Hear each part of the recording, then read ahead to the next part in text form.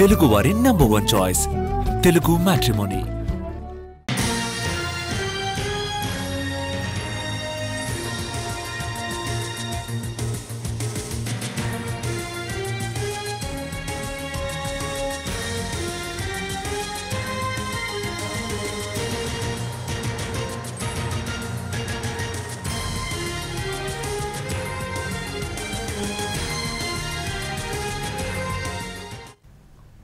ఖమ్మం జిల్లాలో మున్నేరు ఉగ్ర రూపం దాల్చింది. ప్రస్తుత నీటి మట్టం 22 అడుగులకు చేరటంతో అధికారులు రెండో ప్రమాద హెచ్చరికను జారీ చేశారు.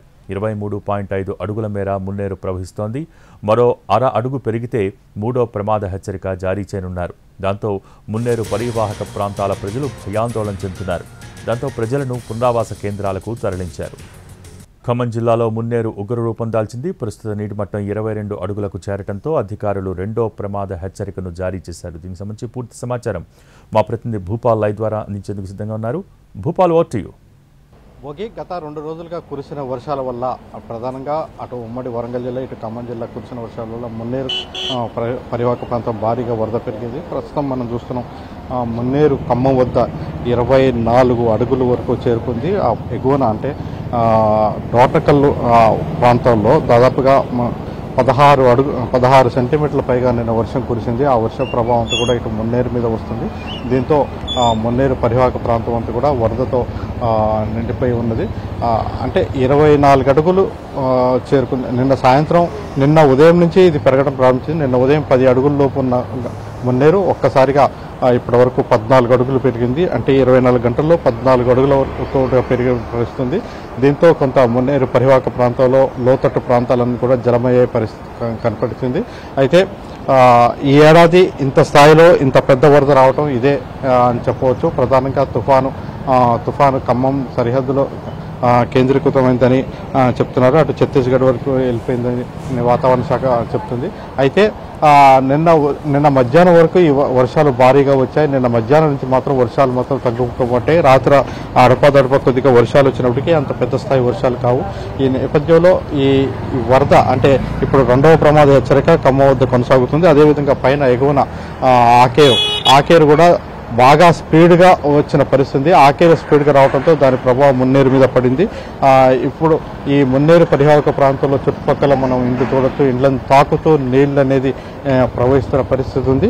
ఈ ఇండ్లను తాకుతూ అంటే ఇప్పటికీ ఆ ఇండ్లలోకి అయితే ఇంకా నీళ్లు రాలేదు. వచ్చే ప్రమాదం కూడా ఉందని అధికారులు ముందస్తుగా గత రాత్రి నుంచే మున్నేరు పరివాహక ప్రాంతంలో అంటే ఖమ్మం నగరంలో ఉన్న ఇండ్లకు సంబంధించి ఖమ్మం నగరంలో ఇండ్లకు సంబంధించి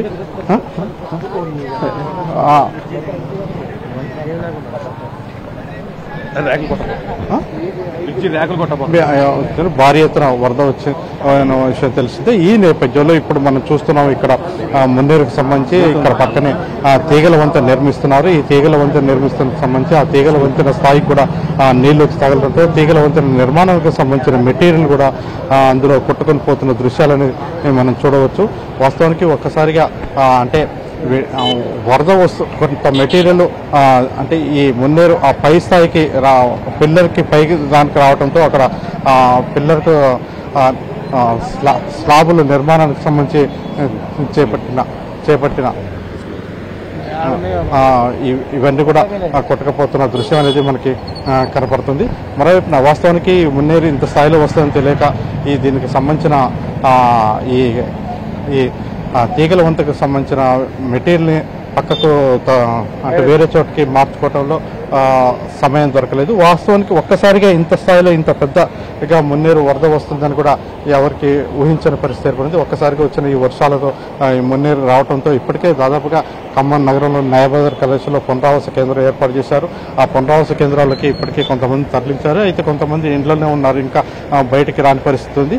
మొత్తం మీద దీనికి సంబంధించి అధికార యంత్రాంగం మాత్రం అలర్ట్గా ఉందని చెప్తున్నారు. గత ఏడాది మున్నేరు వచ్చిన నేపథ్యంలో గత ఏడాది భారీ ఎత్తున ఖమ్మం నగరానికి పెద్ద నష్టం వాటిల్లింది ఈ మున్నేరు వల్లనే. ప్రధానంగా దాదాపు 150 కోట్ల పైగా ఖమ్మం నగరంలో పెద్ద ఎత్తున నష్టం జరిగిన పరిస్థితి ఉన్నది.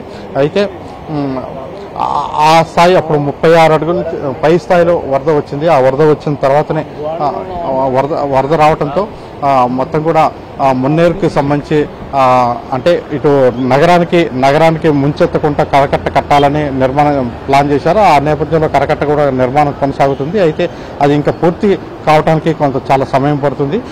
అయినప్పటికీ ఇప్పుడు ఒక్కసారిగా వరద రావడంతో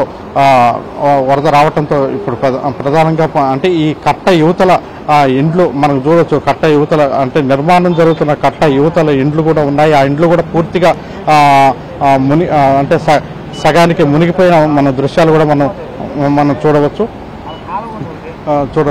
అంటే ఈ మున్నేరు ఇంత స్థాయిలో రావటంతో అంటే ఈసారి దాదాపుగా వర్షాకాలం సమయంలో మున్నేరు రాలేదు. కానీ ఇప్పుడు దాదాపుగా అయిపోయిన తర్వాత ఇప్పుడు వచ్చిన తుఫాను వల్ల ఈ మున్నేరు వస్తున్న దృశ్యం అనేది మనకి కనపడుతుంది. ఈ నేపథ్యంలో అధికారులంతా అయితే అలర్ట్గా ఉన్నాము. వీటి కోసం పునరావాస కేంద్రాలు ఏర్పాటు చేశాం. గత రాత్రి నుంచి అనౌన్స్మెంట్ కూడా చేస్తున్నారు.